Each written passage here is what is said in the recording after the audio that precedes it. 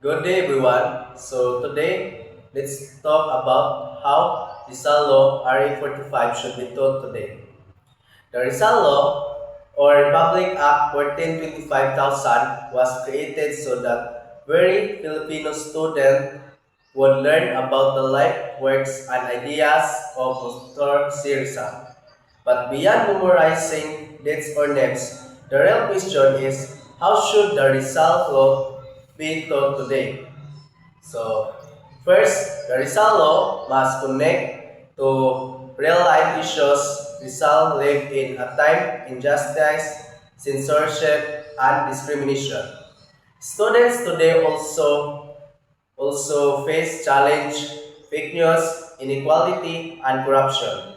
So, when the students see how Rizal responds to these problems, they learn that history is not only about the past, but also about how to act in the present.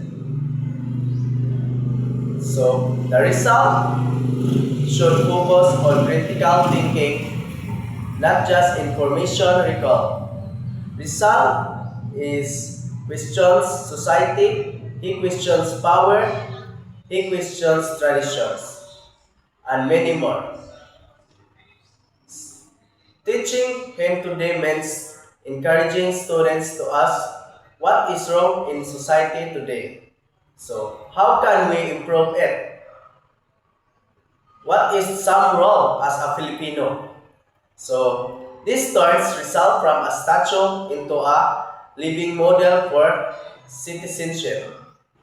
Third, the Rizal law should say use modern tools and creative methods instead of just reading the novels. Students can analyze films, digital comics, spoken word, and poetry, or even online debates. This makes result more accessible and relatable to young people who communicate visually and digitally. And that's all for the topic of result in today's generation.